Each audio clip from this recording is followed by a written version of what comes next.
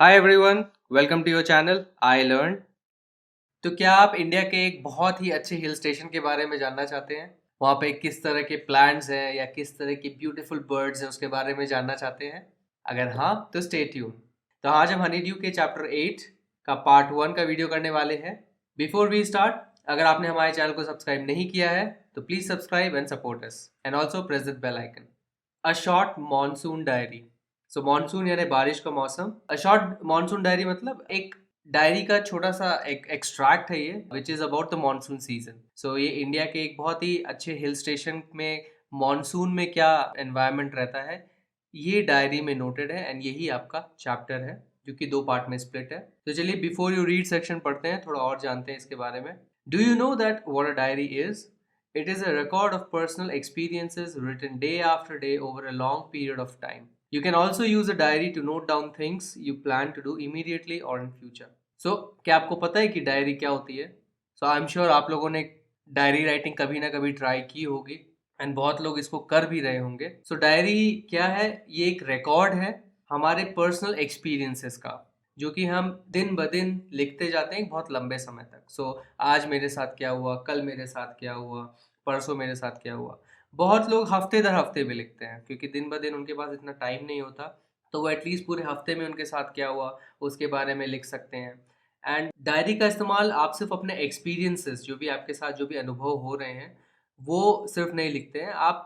Diary का इस्तेमाल ऐसी चीज़ों के लिए भी कर सकते हैं कि आप नोट करें कि आप फ्यूचर में क्या करने वाले हैं, या तो आप ऐसी चीज़ प्लान करें जो आप तुरंत करने वाले हैं मे बी 1-2 दिन के अंदर, या ऐसी चीज़ जो आपके दिमाग में कुछ आइडिया है, आपका कुछ ऐसा प्लान है जो आप सोचते हैं कि आप भूल जाएंगे, तो आप नोट करके रखेंगे डायरी में कि मुझे 2 महीने बाद ये काम करना है। तो ये बेसिकली आपका एक प्लानर हो गया। सो डायरी को आप एज अ प्लानर यूज कर सकते हैं। बट नॉर्मली डायरी राइटिंग लोग क्यों करते हैं? डायरी राइटिंग इसलिए करते हैं, एक तो इससे दिमाग थोड़ा रिलैक्स होता है नॉर्मली आजकल।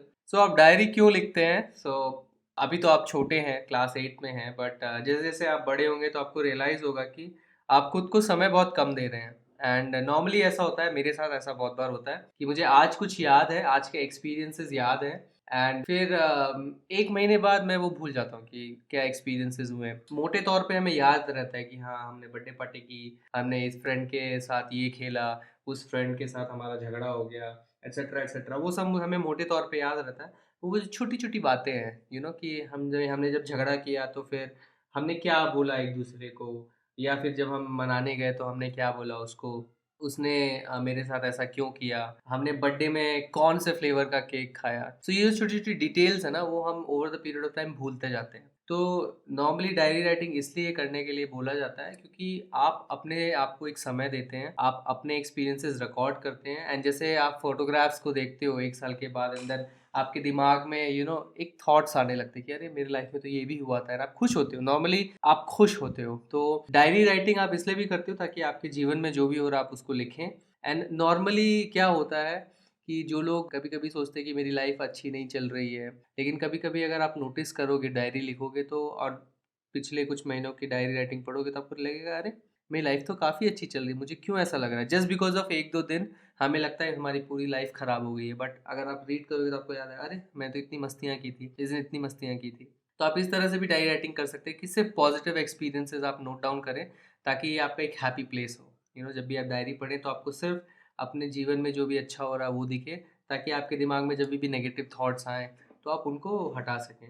या आप एक नॉर्मल जैसे लोग करते हैं सारे एक्सपीरियंसेस नोट करें, ताकि आपको याद रहे कि आपके साथ रेगुलरली क्या क्या हो रहा है। आप नोटिस करोगे कि अरे मैं बार बार हर महीने इसके साथ झगड़ता हूँ, बार बार हर महीने मुझे सर्दी हो रही है, बार बार ये मेरे साथ होते जा रहा है। इसका रीज़न क्या है? नॉर्मली क्या होता है, जब आप ध्यान नहीं देते हो तो आप ये सब चीज़ें ऑब्जर्व नहीं करते हो। तो इस चैप्टर में भी हम देखेंगे कि कैसे जो ऑथर हैं वो नोटिस कर रहे हैं, छोटी छोटी चीज़ें नोटिस कर रहे हैं, जो कि आप लॉन्ग टर्म में भूल जाओगे, बट आप जब इस डायरी में नोट करते हो तो आपको याद रहेगा अरे ये था एक्चुअल मेरा हिल स्टेशन जहाँ मैं रहता था। One of the most famous diaries published as a book is the Diary of Anne Frank. So Diary of Anne Frank बहुत ही पॉपुलर डायरी जर्नल है, डायरी राइटिंग है by a girl called Anne Frank. And उन्होंने अपने जो भी experiences थे, mostly बहुत ही ख़राब सिचुएशन में वो थी, एंड जब आप इसको पढ़ेंगे तो आप जानेंगे कि उनके साथ क्या क्या हुआ था। बहुत फेमस है ये डायरी, एंड उसको एज अ बुक भी पब्लिश किया गया है। and this is Diary of a Young Girl by Anne Frank. Here are a few extracts from Ruskin Bond's diary in which he portrays the silent miracles of nature and life's little joys and regrets. Read on. And इस chapter में few extracts हैं. Extracts का मतलब छोटे छोटे part हैं Ruskin bond की diary से. तो रस्किन बॉन्ड ये हैं, इनकी आपने बहुत सारी स्टोरीज भी पढ़ी होंगी. सो रस्किन बॉन्ड की डायरी में से कुछ पार्ट्स हैं. रस्किन बॉन्ड इंडिया में ही रहते थे एंड वो जहाँ रहते थे वहाँ की वो पोर्ट्रेयल दे रहे हैं उनका डे टू डे लाइफ और उनका क्या ऑब्जर्वेशन था. एंड स्पेशली ये मानसून सीजन के समय का है तो आपको बहुत सारे बारिश वाले एलिमेंट दिखेंगे. एंड ही पोर्ट्रेस इन विच ही पोर्ट्रेस. क्या पोर्ट्रे कर रहे हैं? पोर्ट्रे करने का मतलब होता है डिस्क्राइब करना. तो क्या डिस्क्राइब किया उन्होंने? Silent miracles. तो silent miracles of nature. Silent miracles of nature का मतलब क्या है?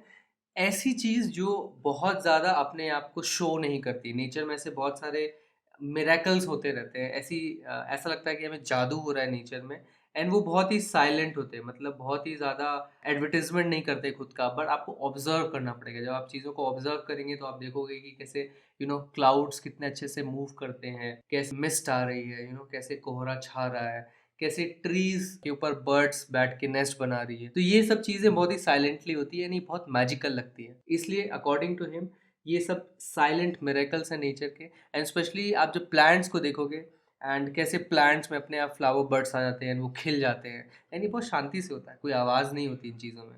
तो ये साइलेंट मिरेकल्स इन चीज़ों को डिनोट कर रहे हैं वो. And life's little joys. And जो लाइफ की छोटी छोटी जॉयज हैं एंड जो भी रिग्रेट्स हैं, जो भी हमें पछतावा हुआ है, रिग्रेट का मतलब पछतावा, उसके बारे में उन्होंने लिखा है. सो ये जो लिटिल जॉयज है ना, लाइफ की जो लिटिल जॉयज हैं, फॉर एग्जांपल आप अपनी मम्मी की गोदी में बैठे हैं और आपकी मम्मी आपके सर को सहला रही हैं, उसमें जो आपको खुशी मिल रही है. आपने जब एक गन्ने का जूस पिया और जो वो चीनी की मिठास से जो आपको मज़ा आया एक सेकंड के लिए, वो जो लाइफ का लिटिल जॉय है. जब आप एक रोज़ को सूंघने गए और आपको उसकी स्मेल इतनी ज़्यादा पसंद आई कि कोई डियो उसके सामने फेल हो जाए.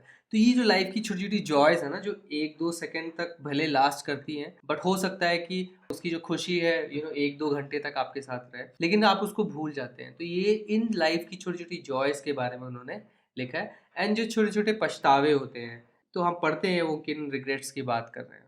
June 24, the first day of monsoon mist, and it's strange how all the birds fall silent as the mist comes climbing up the hill. सो जब भी आप डायरी राइटिंग करते हैं, सो ये बहुत ही पॉपुलर फॉर्मेट है कि आप डेट भी लिखें. एंड नॉर्मली आप ईयर इसलिए लिखते हैं क्योंकि ईयर वाइज डायरी आती है. सो फॉर एग्जांपल 2020 की आपने डायरी पकड़ी तो आप ईयर नहीं लिखेंगे बिकॉज आप सिर्फ उसी ईयर के बारे में उस डायरी में लिख रहे हैं. सो हमें पता नहीं है कौन सा ईयर है ये, बट हमें डेट पता है.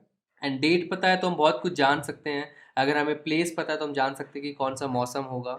एंड उस मौसम को वो डिस्क्राइब भी कर रहे हैं कि जून 24 जो है पहला दिन है मॉनसून की मिस्ट का.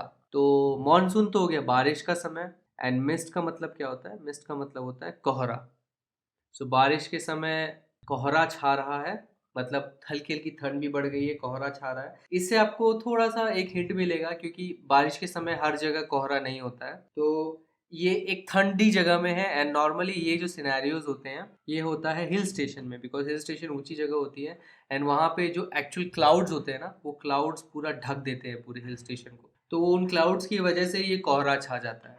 एंड इट्स स्ट्रेंज, ये बहुत ही अजीब है कि कैसे सारी पक्षियां जो हैं साइलेंट हो गई, एकदम शांत हो गई हैं, जैसे ही मिस्ट धीरे धीरे चढ़ते हुए हिल की तरफ आता है. तो इस तरह से जब भी आप किसी हिल पे जाएंगे, या तो आप ट्रैक करने जाएं या तो हिल स्टेशन में जाएं, तो आपको दिखेगा आप इतनी ऊंचाई में है कि जो मिस्ट है वो ग्राउंड से होके धीरे धीरे ऊपर की ओर चढ़ता जा रहा है. जिस तरह से आप यहाँ पे देख रहे हैं ना, धीरे धीरे ऊपर की ओर चढ़ता जा रहा है. एंड जैसे ही मिस्ट जो है कोहरा ऊपर ऊपर चढ़ रहा है हिल की तरफ, जितनी भी पक्षियां हैं वो धीरे धीरे शांत होती जाती हैं. एंड ऑथर को ये बहुत ही अजीब लग रहा है, उन्होंने ये चीज अपनी डायरी में लिखा है. Perhaps that's what makes the mist so melancholy. Not only does it conceal the hills, it blankets them in silence too.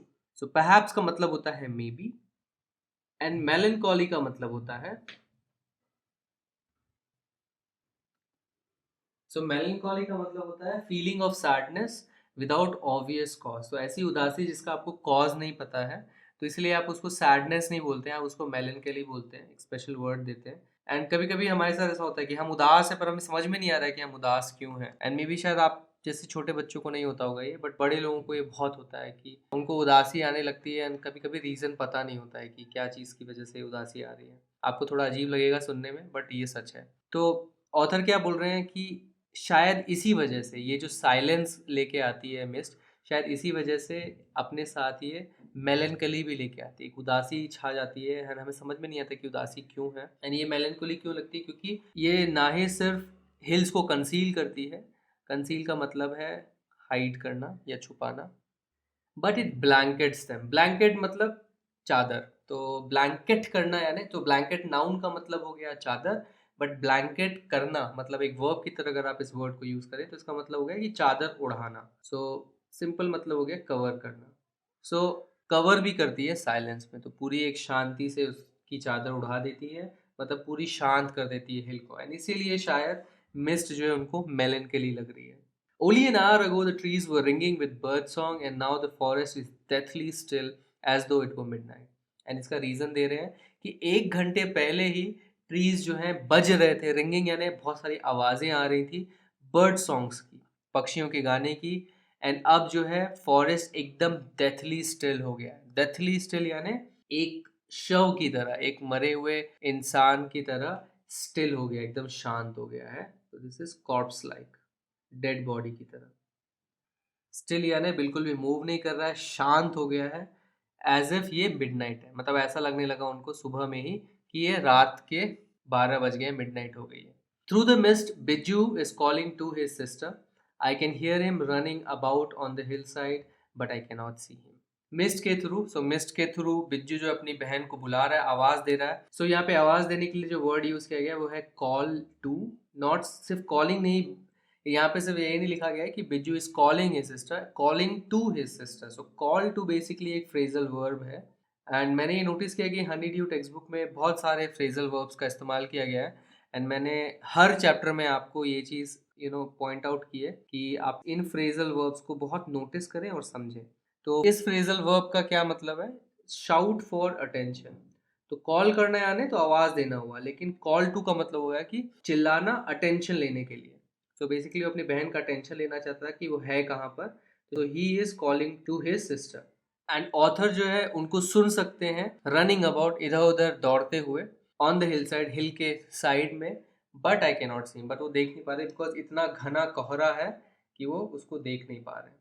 June 25, some genuine early monsoon rain, warm and humid, and not that cold high altitude stuff we have been having all year.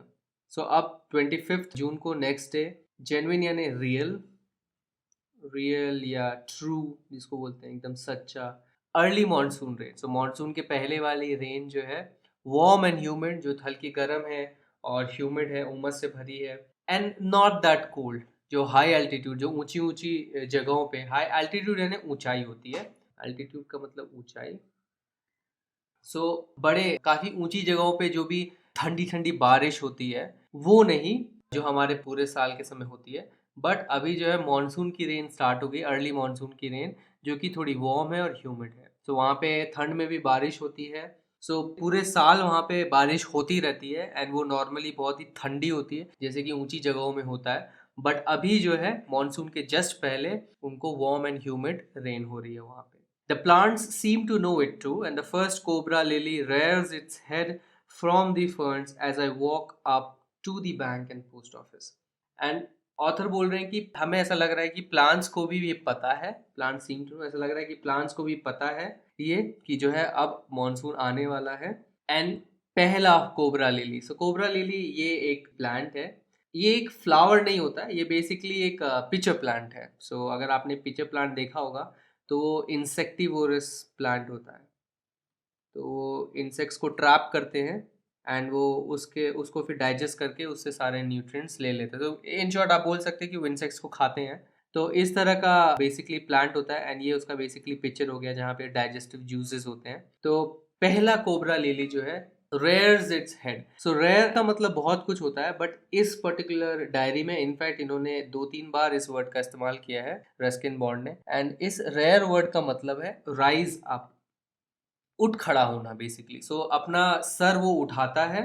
So rares it's heads का मतलब हो जाएगा raise its head, अपना sir उठाता है ferns से। सो ferns ऐसे घास और छोटे छोटे प्लांट्स को बोलते हैं जिनकी लीव्स इस तरह की होती है। तो ऐसे फर्न्स के थ्रू वो अपना सर उठाता है, मतलब ऊपर और उग के आता है जैसे ही मैं बैंक की तरफ और पोस्ट ऑफिस की तरफ जाता हूँ। सो बेसिकली वो रास्ते में जा रहे हैं एंड उन्होंने क्या नोटिस किया कि जो है पहला कोबरा लिली ऊपर उठ के खड़ा हुआ है इस तरह से, उसके शूट ऊपर आ गए हैं एंड मतलब वो इस तरह से अब खिलने वाला है।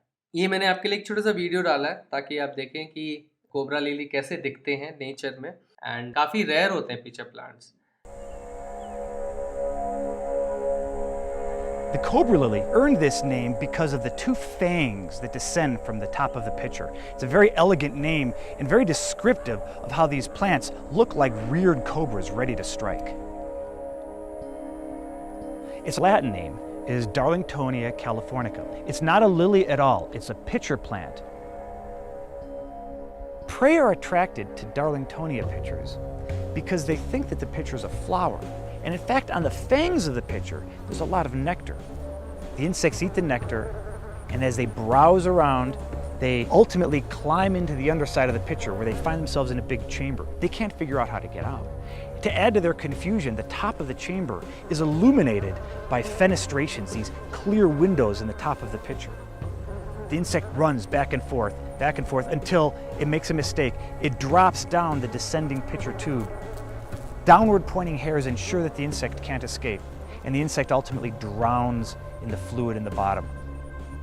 तो इंडिया में एक हिल स्टेशन में अवेलेबल है, काफ़ी लकी हैं हम, आपको कभी मौका मिले तो आप जा सकते हैं इसको देखने के लिए। सो यहाँ पे जिस हिल स्टेशन की वो बात कर रहे हैं वो बेसिकली लैंडूर है जो कि मसूरी के पास है। तो इनफैक्ट यू कैन सिंपली से कि ये मसूरी ही है।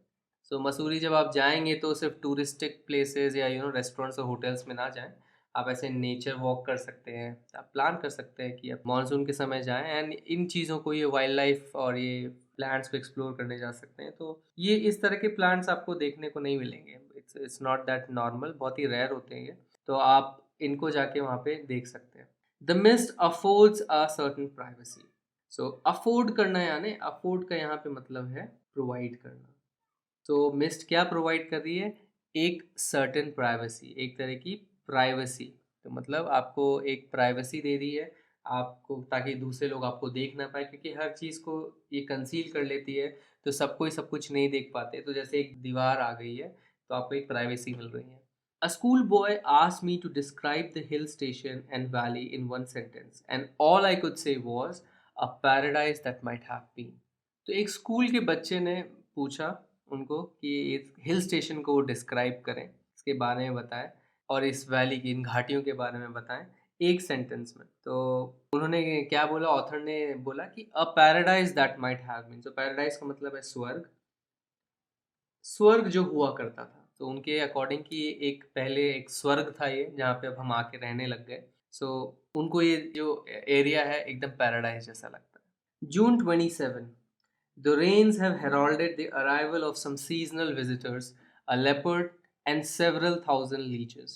So, heralded का मतलब क्या है? फर्स्ट ऑफ ऑल, heralded मतलब सिग्नल देना, किसी चीज़ की चेतावनी देना या किसी के बारे में सिग्नल करना कि कोई चीज़ आ रही है। तो रेन्स ने किस चीज़ का सिग्नल दे दिया? सीजनल विजिटर्स के अराइवल का। सो सीजनल विजिटर्स के आने का उसने सिग्नल दे दिया। एंड किन सीजनल विजिटर्स की बात, सीजनल का मतलब होता है जो कि सीजन दर सीजन आते हैं। सो जैसे मैंगो आपका सीजनल फ्रूट है जो कि सिर्फ अप्रैल मई जून के महीने में आता है। इस तरह से जो सिर्फ एक पर्टिकुलर सीजन में कोई चीज़ आती है तो उसको सीजनल बोलते हैं। तो सीजनल विजिटर्स कौन है? सीजनल विजिटर्स एक लेपर्ड और बहुत 1000 लीचेस, तो हज़ारों की संख्या में लीचेस। सो लीचेस अगर आपने कभी देखा नहीं हो तो इस तरह से होते हैं, बहुत बड़े बड़े भी होते हैं। ये एक बहुत छोटा सा लीच है एंड नॉर्मली ये बहुत हज़ारों की संख्या में होते हैं। एंड जब भी आप चलोगे तो पेड़ों के छोटी छोटी पत्तियों से और नीचे ज़मीन में घास में ऐसे चिपके रहते हैं वो। एंड फिर जैसे ही आप वहाँ से गुजरोगे, आपका ये जो टिप है वो अपने इस मुंह से बेसिकली आपके पैरों में वो चिपक जाएंगे एंड देन फिर वो आपका खून चूसने लगेंगे। तो हज़ारों की संख्या में लीचेस हो सकते हैं और एक लेपर्ड जो उस एरिया को नॉर्मली विजिट करते रहता है वो एक आ जाता है। सो लेपर्ड यानी ये तेंदुआ। Yesterday afternoon, the leopard lifted a dog from near the servants' quarter below the school. In the evening, it attacked one of Biju's cows but fled at the approach of Biju's mother, who came screaming imprecations. कल afternoon में leopard ने क्या किया, एक dog को उठा लिया पास के ही एक सर्वेंट क्वार्टर में से, स्कूल के नीचे। तो स्कूल के जो भी एक सर्वेंट क्वार्टर थे, वहाँ पे जो कर्मचारी थे, उनके क्वार्टर में से एक कुत्ते को उठा के ले गया। और शाम में क्या किया उसने, बिज्जू की काउज पे अटैक कर दिया, बिज्जू की जो गायें थी उन पे अटैक कर दिया। बट जैसे बिज्जू की मम्मी जो है बाहर आई चिल्लाते हुए, तो उनके अप्रोच से, उनके आने की वजह से वो भाग खड़ा हो, फ्लड यानी भाग गया वो।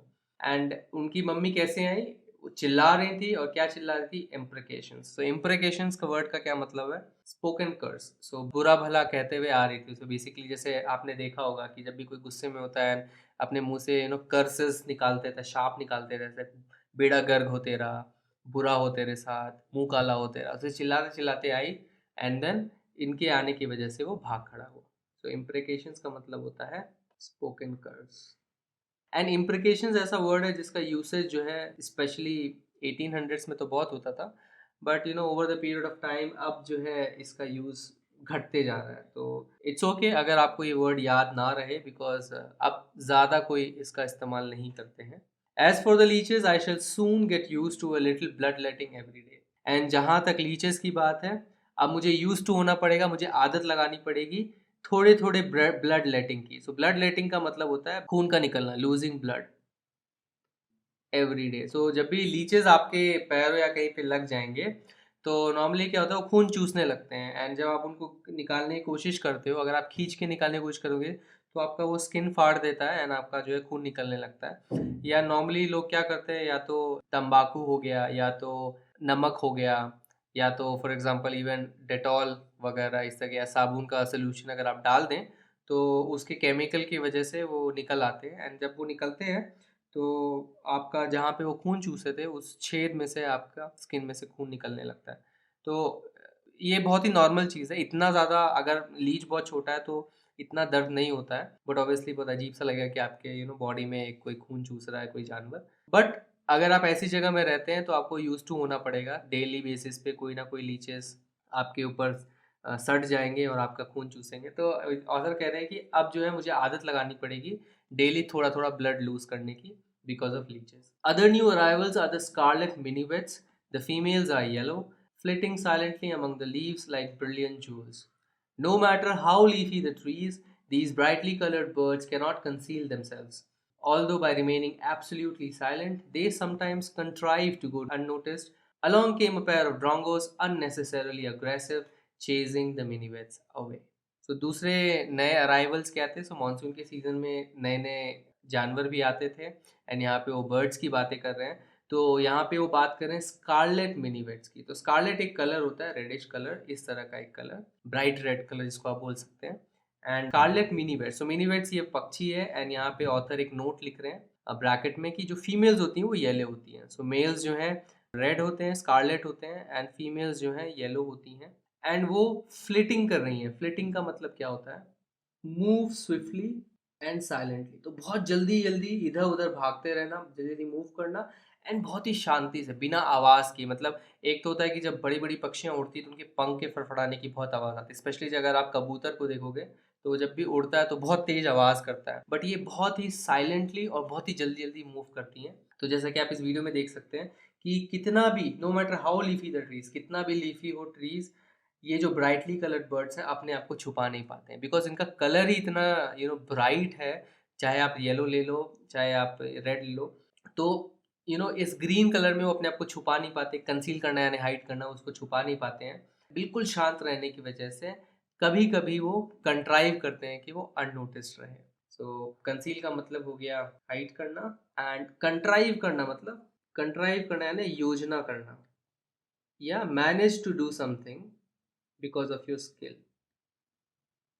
तो वो अननोटिस मतलब कोई इन्हें नोटिस ना करे, ये कभी कभी जो है ऐसे योजना कर लेते हैं, बिकॉज वो इतने साइलेंटली मूव करते हैं, इसकी वजह से वो कोई उनको नोटिस नहीं कर पाता। सो इवन दो वो छुप नहीं पाते हैं, बट वो अननोटिस रहते हैं, बिकॉज वो बहुत साइलेंटली मूव करते हैं। Along came a pair of drongos, unnecessarily aggressive. तो फिर अब कौन आता है, एक ड्रोंगोस का जोड़ा आता है। ड्रोंगोस बेसिकली इस तरह के दिखने वाले कुकू या कौवे जैसे दिखने वाले पक्षी हैं, जो बहुत ज़्यादा अननेसेसरीली मतलब बिना मतलब के अग्रेसिव होते हैं, बहुत ज़्यादा गुस्से वाले होते हैं, जो दूसरे से लड़ते रहते हैं, बेसिकली लड़ाकू जिनको कहा जाए। तो वो अग्रेसिव होते हैं, वो क्या करते हैं, मिनी वेट्स को चेज करके भगा देते हैं। सो ड्रोंगोज भी बेसिकली सिंगिंग बर्ड्स होते हैं, ये भी गाते हैं, एंड ये बेसिकली आ गए तो ये बाकी मिनी वेट्स को भगा देते हैं। A tree creeper moves rapidly up the trunk of the oak tree, snapping up insects all the way. Now that rains are here, there's no dearth of food for the insectivorous birds. So tree creeper एक अलग किस्म का bird है जो इस तरह से दिखता है। सो मे भी शायद आपको ये छोटी छोटी गोरैया जैसे दिखे, बट आप नोटिस करें कि इसके जो पैर होते हैं बहुत नुकीले नाखून है, इसकी चोंच जो है काफ़ी लंबी है। सो ये डिफरेंट काइंड ऑफ बर्ड है जिन्हें ट्री क्रीपर बोलते हैं। वो बहुत जल्दी जल्दी ओक ट्री के ट्रंक के ऊपर चढ़ रहा है, मूव्स रैपिडली, रैपिडली मतलब quickly up the trunk. So oak tree का जो भी ये ट्रंक है, जो भी ये स्टेम है, उसमें जल्दी जल्दी ऊपर की ओर चढ़ रहा है एंड स्नैप करते जा रहा है इंसेक्ट्स को। तो स्नैप करना है ना, बाइट करना, खटखट खटखट बाइट करते जा रहा है, वो खाते जा रहा है। सो वो बाइट करते जा रहा है इंसेक्ट्स को, मतलब खाते जा रहा है। एंड क्योंकि अब बारिश यहाँ पे आ गई, now that barish is here, बारिश आ चुकी है यहाँ पे, there is no dearth of food. Dearth का मतलब होता है कमी या लैक। बहुत ही प्यारा वर्ड है एंड मुझे याद है कि मुझे मेरी टीचर ने कैसे समझाया था इस वर्ड को। तो ये जो वर्ड बना है ये डियर से बना है। सो डियर है एंड ऑफ कोर्स यहाँ पे आप TH लगा रहे हैं। सो इस वर्ड में डियर है एंड नॉर्मली आप डियर किसको बुलाते हो? आप डियर सबको नहीं बुलाते हो, बहुत ही कम लोग हैं। तो द मेन चीज़ इज कि कम कम लोग हैं जिनको आप डियर बुलाते हो। सो आप किसी चीज़ को डियर्थ बोल रहे हो, इसका मतलब वो बहुत कम है। सो इस तरह से आप याद कर सकते हैं। So basically dearth of food मतलब फूड की कमी है वहाँ पे। So it's lack of food for the insectivorous birds. Insectivorous है ना, जो इंसेक्ट्स खाते हैं। सो इंसेक्ट्स खाने वाले बर्ड्स के लिए कोई भी दर्द नहीं है, लैक नहीं है, बिकॉज बहुत सारे इंसेक्ट्स, आपने भी नोटिस किया होगा बारिश के समय बहुत सारे इंसेक्ट्स जो हैं दिखने लगते हैं हर जगह पे। तो जंगलों में तो ऑब्वियसली दिखेंगे, तो इसलिए उनके लिए कोई भी कमी नहीं है। सो इस छोटी सी वीडियो में आप देखेंगे कि कैसे ट्री क्रीपर फटाफट फटाफट फटाफट चढ़ती है एंड इन इंसेक्ट्स को खाती रहती है। एंड इनको नोटिस करना बहुत मुश्किल है। इस फोटो में तो आप देख रहे हो कि पूरा फोकस है उस चिड़िया पे, बट अगर आप कलर देखोगे तो जो ट्री ट्रंक का जो छाल है उसका कलर और इस बर्ड का कलर एकदम मैच कर जाता है। तो इनको स्पॉट करना बहुत मुश्किल है। तो ये वीडियो आपके लिए है ताकि अगर आप स्पॉट ना कर पाए खुद जब आप मसूरी जाएं, तो इस वीडियो के ज़रिए आप देख सकते हैं। Beautiful, come out a little bit.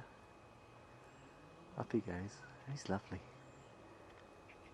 Beautiful. Tree climb. तो चलिए इसी कॉम्प्रिहेंशन चेक से क्वेश्चन करते हैं। काफ़ी सिंपल क्वेश्चंस है। Why is the author not able to see बिज्जू?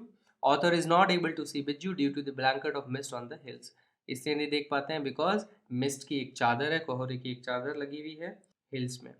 What are the two ways in which the hills appear to change when the mist comes up? So क्या दो तरीके जिनकी वजह से हिल चेंज हो जाती है जैसे ही कोहरा ऊपर आता है? So hills disappear in the mist, एक तो वो गायब हो जाती है पूरे hills, and become silent when the mist comes up, और शांत हो जाती है। तो एक तो हर चीज़ गायब हो जाती है, पूरी सीनरी गायब हो जाती है, एंड सेकेंडली जो पूरा हिल है वो भी साइलेंट हो जाता है बिकॉज चिड़िया जो है चर्प करना बंद कर देती है, गाने गाने बंद कर देती है।